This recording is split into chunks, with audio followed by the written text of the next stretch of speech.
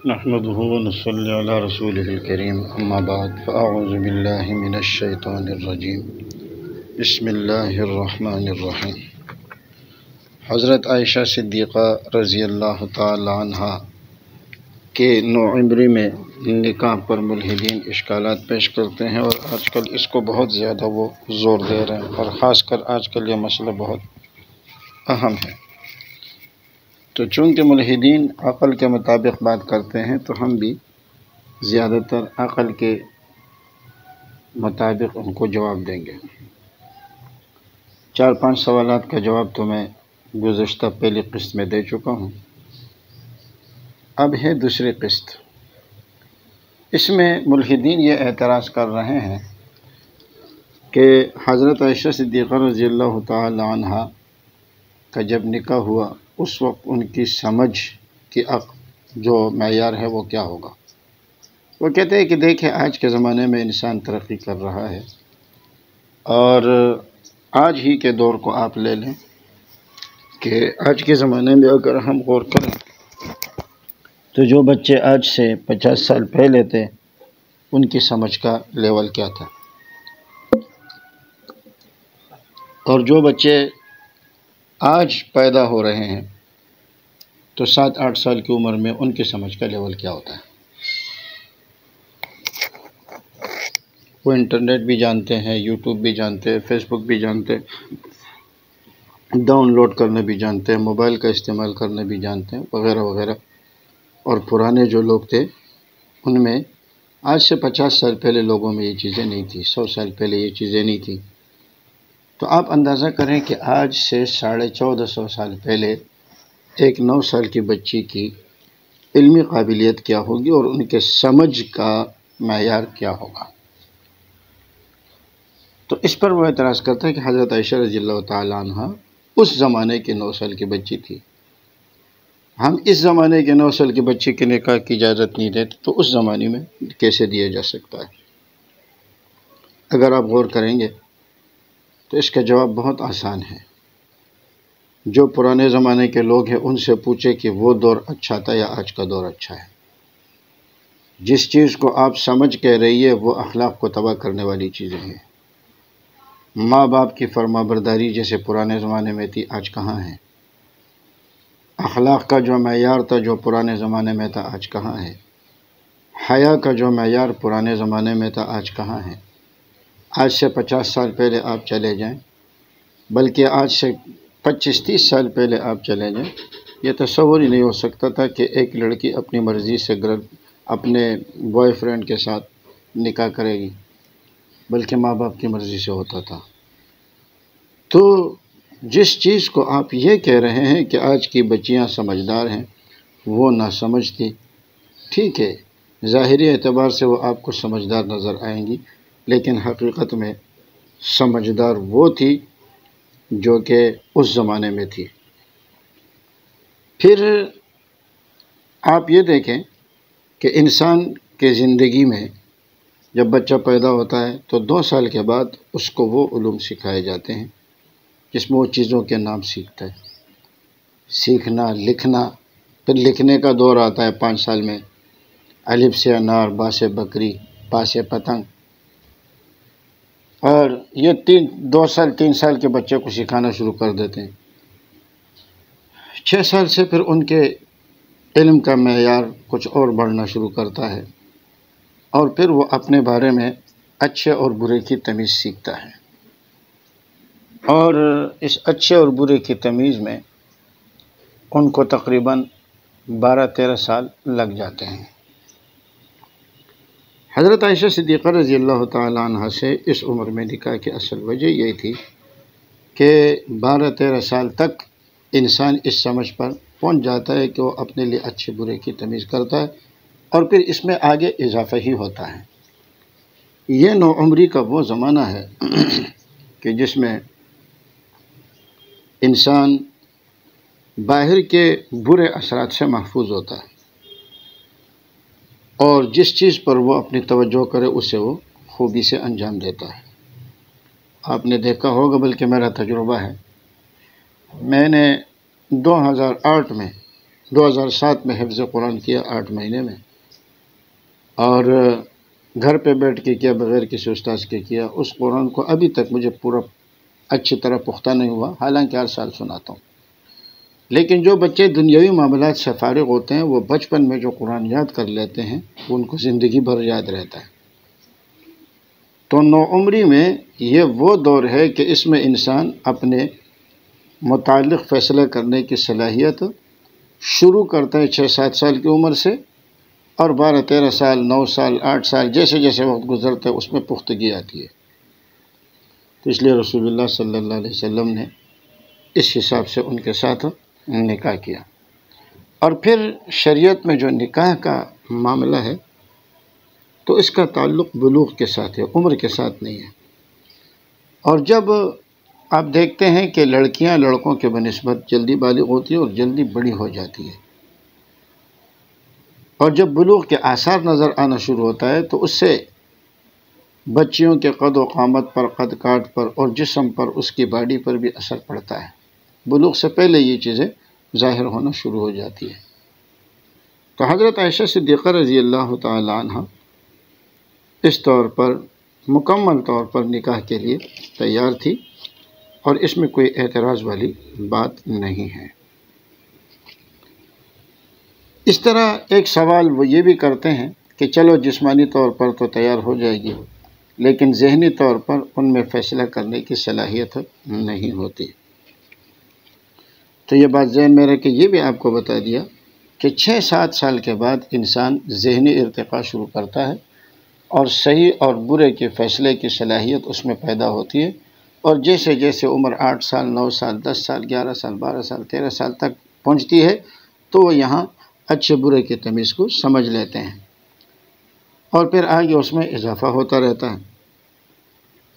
حضرت عائشہ صدیقہ رضی اللہ تعالی عنہ کے نکاح کا جہاں تک تعلق ہے تو اس میں یہ بات ذہن میں رکھیں کہ جب نبی علیہ الصلوۃ والسلام نے اس نکاح کا پیغام بھیجا تو حضرت ابوبکر صدیق رضی اللہ تعالی عنہ نے فرمایا کہ یا رسول اللہ، کوئی اپنی بھتیجی سے بھی نکاح کر سکتا ہے؟ یعنی اس سے آپ حضرت ابوبکر صدیق کا نبی علیہ الصلوۃ والسلام کے ساتھ جو تعلق تھا اس تعلق کا اندازہ لگائیں، کیا کوئی اپنی بھتیجی سے بھی نکاح کر سکتا ہے؟ تو آپ نے فرمایا کہ آپ میرے دینی بھائی ہیں، اور دینی رشتہ نکاح کے درمیان رکاوٹ نہیں بن سکتا، ورنہ آپ علیہ الصلوۃ والسلام تو ساری امت کے لیے روحانی باپ ہے، تو پھر کسی زوجہ سے بھی نکاح نہ ہو۔ اور پھر حضرت صدیق اکبر رضی اللہ تعالیٰ عنہ نے ان کے لیے نکاح میں دے دی۔ پھر یہ کہ انہوں نے ان کو فیصلے کی صلاحیت نہیں تھی، تو یہ میں پہلے بھی عرض کر چکا ہوں کہ حضرت عائشہ رضی اللہ تعالی عنہ وہ چاہتی تو اس معاملے کو ختم کر دیتی، زبان سے کہہ دیتی مجھے قبول نہیں ہے، معاشرے میں کوئی کہہ دیتا، کوئی نہیں کہہ رہا، بس ان لوگوں کو یہ فکر لگی ہوئی ہے، خاندان میں کوئی کہہ دیتا۔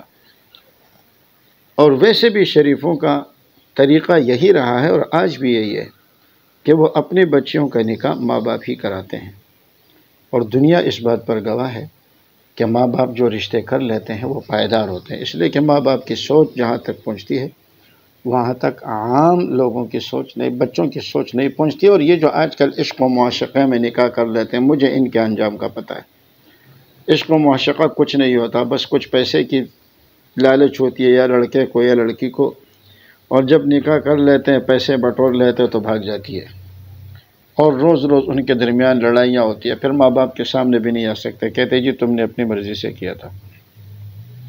تو اپنی مرضی سے نکاح کرنا جائز ہے، مگر یہ ہے کہ ماں باپ کے جو رشتے ہوتے ہیں اس میں جو پائیداری ہوتی ہے وہ عام بچوں میں نہیں ہوتی۔ پھر پہلے بھی عرض کر چکا ہوں کہ حضرت عائشہ صدیقہ رضی اللہ تعالی عنہ کے نبی علیہ الصلوۃ والسلام کے ساتھ جو محبت تھی وقتاً فوقتاً اس کا مظاہرہ بھی ہوتا رہا۔ آپ کو معلوم ہے 2 دفعہ نبی علیہ الصلوۃ والسلام نے اماں عائشہ کے ساتھ دوڑ لگائی، اور خود حضرت عائشہ کی روایت ہے، فرماتی ہے ایک دفعہ میں جیت گئی اس لیے کہ میں ہلکی پھلکی تھی، اور دوسری دفعہ نبی علیہ الصلوۃ والسلام جیت گئے اس لیے کہ پھر میں ذرا جسمانی اعتبار سے موٹی ہو گئی تھی۔ نبی علیہ الصلوۃ والسلام برتن کی جس جگہ سے منہ لگا کر پانی پی لیتے تھے اما عائشہ صدیقہ رضی اللہ تعالی عنہ اسی جگہ سے منہ لگا کر پانی پیتی تھی۔ جیسے میں نے ذکر کیا کہ نبی علیہ الصلوۃ والسلام کہ حضرت عائشہ کے ساتھ انتہائی محبت تھی، جس جگہ سے وہ ہڈی سے گوشت کھاتے تھے وہیں سے نبی علیہ الصلوۃ والسلام، اور اسی طرح حضرت عائشہ کا بھی یہی حال تھا۔ آخری عمر میں آپ دیکھیں کہ نبی علیہ الصلوۃ والسلام کی وفات سے کچھ دیر پہلے عبد الرحمن بن ابی بکر وہ آئے، ان کے ہاتھ میں ایک ٹہنی تھی، آپ علیہ السلام اس کی طرف دیکھتے رہے، اتنی ہمت نہیں تھی کہ مسواک مانگ لیتے۔ تو اماں نے پوچھا مسواک چاہیے؟ فرمایا ہاں۔ تو آپ نے وہ ٹہنی اس سیلی مسواک کاٹا، اپنے دانتوں سے چبایا اور نبی علیہ الصلوۃ والسلام کو دیا۔ اماں فرماتی ہے آخری چیز جو نبی علیہ الصلوۃ والسلام کے مبارک حلق سے اتری ہے اور آپ کے پیٹ میں گئی ہے وہ میرا لعاب ہے۔ اسی طرح آپ اندازہ کریں، وہ کہتے ہیں مجھے کسی اور زوجہ پر اتنی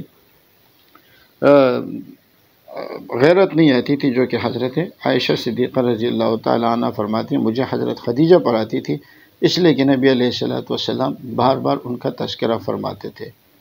تو سکون کو غیرت آنے کا مطلب یہ ہے کہ اس کو اپنے شوہر سے محبت ہے۔ اور یہ حضرات کہتے ہیں کہ نہیں جی آپ حضرت عائشہ کی رضامندی دکھا دے تو اور کیا دکھائے تمہیں۔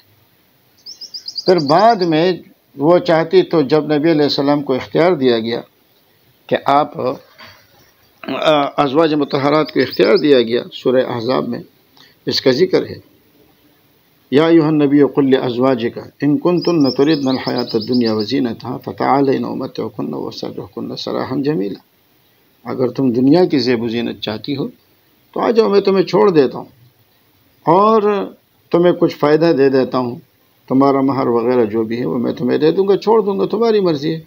حضرت عائشہ صدیقہ رضی اللہ تعالی عنہ نے فرمایا میں اللہ کے رسول صلی اللہ علیہ وسلم کو اختیار کرتی ہوں۔ اگر وہ ناراض ہوتی تو وہ اس موقع پہ کہتے کہ چلو جی بہانہ مل گیا، مجھے تو یہ چاہیے۔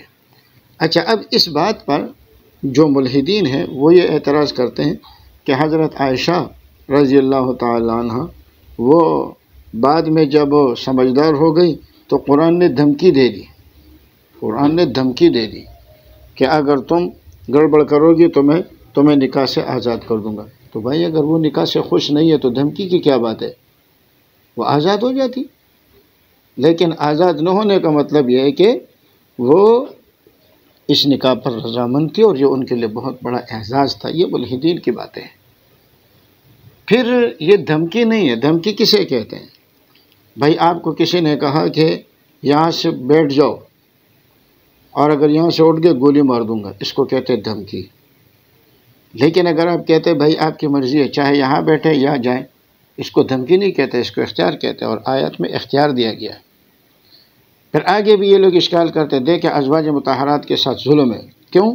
آگے فرمائے کہ اے یا نساء النبی من یأتی منکن بفاحشۃ مبینہ، تم میں سے اگر کوئی کھلی بے حیائی کا ارتکاب کرے تو ان کو ڈبل عذاب ملے گا۔ اب دیکھیے عام عورتوں کو سنگل عذاب مل رہا ہے اور ازواج مطہرات کے لیے ڈبل ہے۔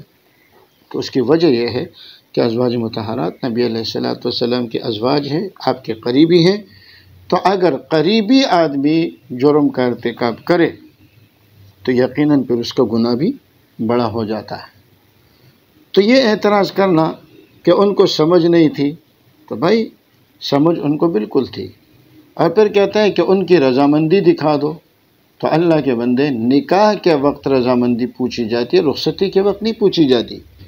اور نکاح کے وقت وہ چھوٹی بچی تھی اور ان کے ماں باپ نے ان کا نکاح کرایا اور ان کو معلوم تھا کہ میرا نکاح ہوا ہے، 9 سال کی عمر تک پہنچی، انہوں نے کبھی اس نکاح پہ اعتراض تو نہیں کیا۔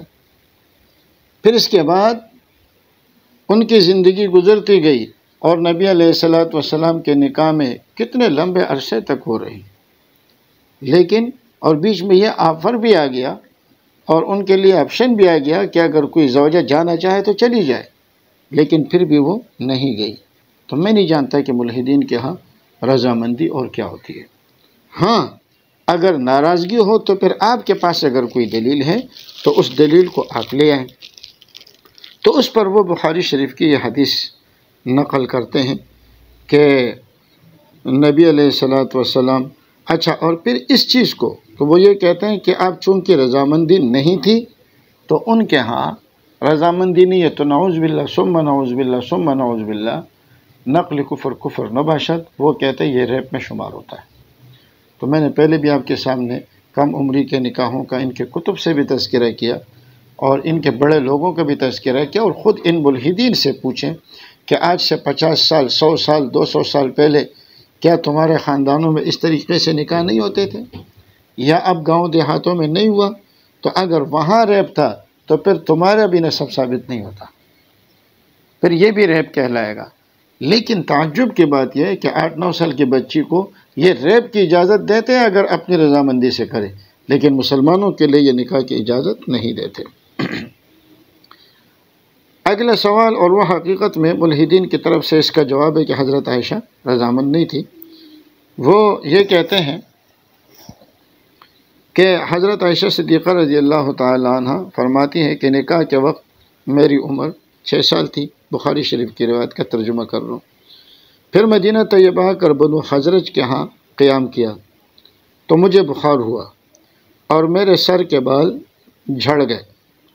جب دوبارہ بال اگ آئے اور میرے کندھوں تک آ گئے تھے تو میری ماں آئی۔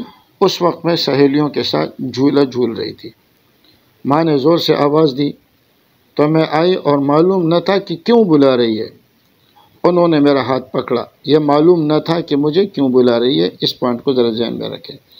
انہوں نے میرا ہاتھ پکڑا اور دروازے کے ساتھ کھڑا کر دیا، جبکہ میرا سانس پھول رہا تھا، یہاں تک کہ میرا سانس کنٹرول ہوا تو انہوں نے کچھ پانی میرے منہ اور سر پر ڈالا اور پھر مجھے صاف کر کے گھر کے اندر لے گئیں۔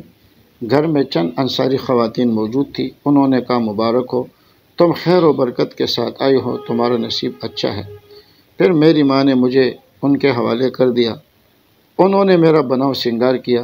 پھر دوپہر کے وقت رسول صلی اللہ علیہ وسلم تشریف لائے تو میں خوفزدہ ہو گئی۔ انہوں نے مجھے آپ کے سپرد کیا۔ اس وقت میری عمر 9 برس تھی۔ اچھا، اب یہاں پر یہ ایک اشکال یہ کرتے ہیں کہ یہاں حضرت عائشہ رضی اللہ تعالی عنہ سے اجازت نہیں لی گئی، تو بھائی نکاح تو پہلے ہو چکا تھا، اب اجازت لینے کی ضرورت کیا تھی؟ دوسری بات یہ ہے کہ وہ کہتے ہیں، حضرت عائشہ کہتی ہے مجھے پتہ ہی نہیں ہے کہ مجھے کیوں بلا رہی ہے۔ بالکل ٹھیک ہے، ان کو پتہ ہی نہیں تھا کیوں بلا رہی ہے، لیکن جب وہ آتی ہے سانس بحال ہو جاتا ہے، ان کا چہرہ دھو لیا جاتا ہے، پھر خواتین کے حوالے کر دیا جاتا ہے، خواتین اس کو مبارکباد دیتی ہے اور کہتی ہے کہ خیر و برکت کے ساتھ آئی ہو، تمہارا نصیب اچھا ہے، مبارک ہو۔ اب اماں نے پوچھا نہیں مجھے کس بات کی مبارکباد دے رہی ہو، کیا ہوا میرا نصیب اچھا ہے؟ وہ آگے سے خاموش ہے، کیوں؟ ان کو پتہ ہے کہ کیا ہونے جا رہا ہے۔ اور پھر اس کے بعد وہ ان کی تیاری کرا رہی ہے اس دور کے حساب سے، جو بھی دلہن کو تیار کیا جاتا ہے۔ تو کیا لڑکی کو، 9 سال کی لڑکی کو پتہ نہیں چل رہا ہے کہ میری شادی ہو رہی ہے؟ اس تیاری سے بھی ان کو پتہ چل رہا تھا کہ میری شادی ہو رہی ہے، اور پھر بھی وہ خاموش ہے۔ تو یہ اچھا، پھر اس کے بعد تیاری میں ظاہر گفتگو بھی چل رہی ہوتی ہے، عورتیں آپس میں باتیں کر رہی ہوتی ہیں، اور وہ حضرت عائشہ نے سن لی کہ میری شادی ہو رہی ہے تو پتہ چل گیا نا۔ لیکن اس پتہ چلنے کے بعد بھی اگر وہ رضامند نہیں تھی تو ایسے موقع پر بچی بھاگ جاتی ہے، اور حضرت عائشہ رضی اللہ تعالی عنہ اس جگہ سے بھاگی نہیں، بلکہ وہ اس جگہ پر قائم و دائم رہی۔ اور خود حضرت عائشہ صدیقہ رضی اللہ تعالی عنہ اس نکاح سے بہت خوش تھی، جیسے پچھلے پروگرام میں، اس میں بھی میں نے کچھ چیزیں آپ کو بتائی۔ پچھلے پروگرام میں بتایا تھا کہ شوال کی جس تاریخ کو حضرت عائشہ کا نکاح ہوا تھا، وہ اپنے خاندان کے بچیوں کا نکاح اسی تاریخ میں کرتے تھے، رخصتی ہوئی تھی اسی تاریخ میں وہ رخصتی کرتی تھی، تو یہ تو ان کے لیے ایک یادگار تھا۔ پھر بخاری شریف کی روایت ہے، حدیث نمبر 6946، حضرت عائشہ فرماتی ہیں کہ میں نے رسول اللہ صلی اللہ علیہ وسلم سے پوچھا، خود حضرت عائشہ کی روایت ہے، یستأمر النساء، کیا عورتوں سے پوچھا جائے گا فی ابضاعہن، ان کے نکاح کے معاملے میں؟ آپ نے فرمایا جی ہاں۔ میں نے کہا البکر تستأمر فتستحی، باکرہ لڑکی سے عام طور پر ہوتا یہ ہے کہ اگر کسی لڑکی کا پہلے نکاح ہوا ہو کسی کے ساتھ، اس کو سیبہ کہا جاتا ہے، تو اس میں حیا اتنی نہیں ہوتی، اس لیے کہ وہ ان مراحل سے گزر چکی ہوتی ہے، تو بڑی عورتیں وہ ان چیزوں میں حیا نہیں کرتی، لیکن باکرہ بچی جو ہوتی ہے وہ ان چیزوں سے حیا کرتی ہے، وہ کچھ بول نہیں سکتی۔ تو اس لیے انہوں نے کہا کہ باکرہ سے، یعنی جس کے ابھی تک نکاح پہلے کسی سے ہوا نہ ہو، تو باکرہ سے جب اجازت طلب کی جاتی ہے فتستحی، تو وہ حیا کرتی ہے اور وہ خاموش ہو جاتی ہے، وہ حیا کی وجہ سے ہاں بھی نہیں کرتی نہ بھی نہیں کرتی۔ آپ علیہ السلام نے فرمایا سکاتھا اذنھا، اس کی خاموشی یہ اس کے لیے اجازت ہے، اس کی خاموشی اس بات کے لیے اجازت ہے کہ وہ اس بات پر خوش ہے۔ تو اب دیکھیے حضرت عائشہ صدیقہ رضی اللہ تعالیٰ عنہ کی خاموشی سامنے آ رہی ہے، اور یہ ساری کی ساری خوشی کی دلیل ہے۔ اسی طرح ایک سوال یہ ملحدین اٹھاتے ہیں کہ آپ کہتے ہیں کہ نبی علیہ الصلوۃ والسلام کی سیرت کو محفوظ کرنے کے لیے یہ کیا گیا، تو اب عجیب سے سوالات خود دیکھیں۔ ایک سوال تو یہ کہ نبی علیہ الصلوۃ والسلام کو لمبی زندگی کیوں نہ دی گئی، تاکہ آپ کی زندگی محفوظ ہو جاتی، وقت زیادہ ہوتا تو طریقے سے آپ کی زندگی صحابہ محفوظ کر لیتے، بجائے اس کے کہ ان کا نکاح حضرت عائشہ صدیقہ رضی اللہ تعالی عنہ سے کرایا گیا۔ سوال سے ہی آپ کو پتہ چل گیا ہوگا کہ اللہ کو مشورے دینے والے لوگ ہیں، اور یہ اللہ رب العزت کو مشورہ دینے والے لوگ ہیں، ایسے بے ایمان۔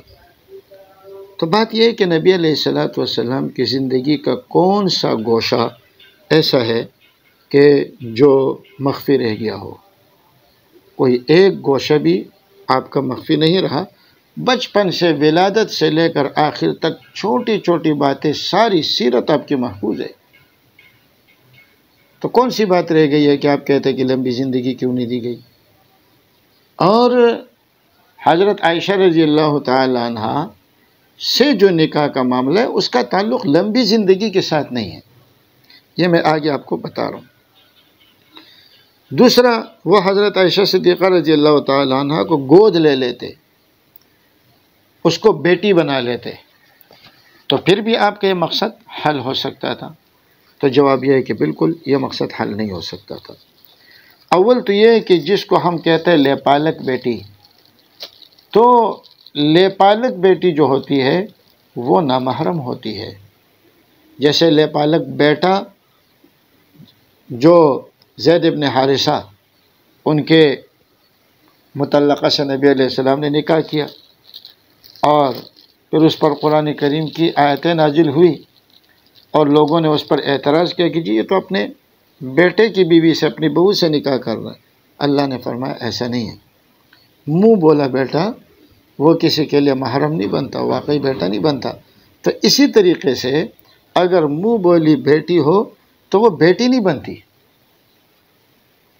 وہ بیٹی نہیں بنتی، اس کا پردہ ہے۔ نبی علیہ السلام اس کو اگر لے پالک بنا بھی لیتے تو وہ آپ کی بیٹی نہ بنتی، تو پردہ رہتا۔ لیکن بالفرض اگر بیٹی ہو بھی جائے،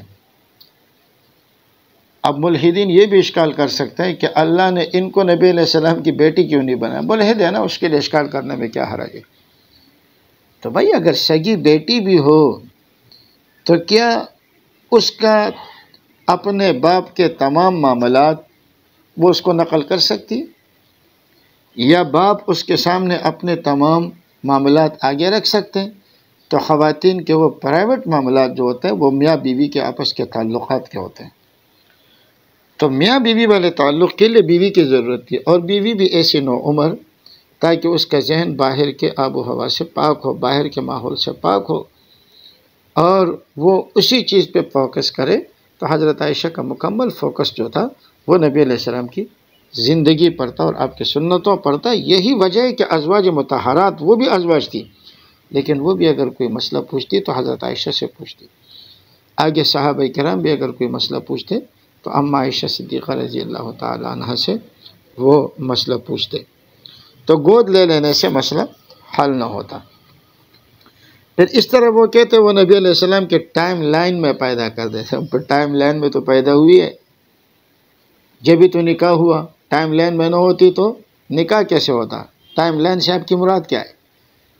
یہی تو ہے کہ اسی زندگی میں نبی علیہ السلام کے دور میں وہ پیدا ہوئی، اور اسی دور میں ان کا نبی علیہ الصلوۃ والسلام سے نکاح ہوا۔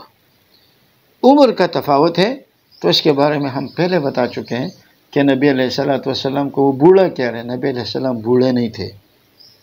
آپ علیہ السلام کے داڑھی مبارک میں 17-18 بال سفید ہو گئے تھے۔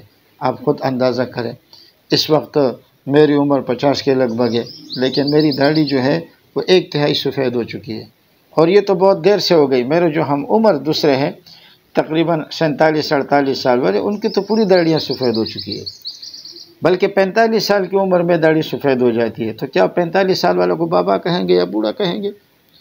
تو نبی علیہ السلام کی عمر اگرچہ زیادہ تھی، مگر زیادہ ہونے کے باوجود آپ علیہ الصلوۃ والسلام بوڑھے نہیں تھے۔ تو ان روایت میں جو باتیں آئی کہ ان کو معلوم نہیں تھا تو ان کو معلوم چل گیا۔ وہ جو کہتی ہے کہ نبی علیہ السلام کو دیکھ کے میں گھبرا گئی، یہ ایک طبیعی گھبراہٹ ہے جو بچیوں کو اچانک جب اس قسم کا معاملہ پیش آتا ہے تو بڑی عمر کی بچی بھی گھبرا جاتی ہے۔ باقی انشاءاللہ زندگی رہی تو ہم تیسری قسم بھی آپ کے سامنے پیش کریں گے۔ اللہ تعالی ہمیں دین کو اور حق کو سمجھنے کی توفیق اور سعادت نصیب فرمائے۔ وما علینا الا البلاغ۔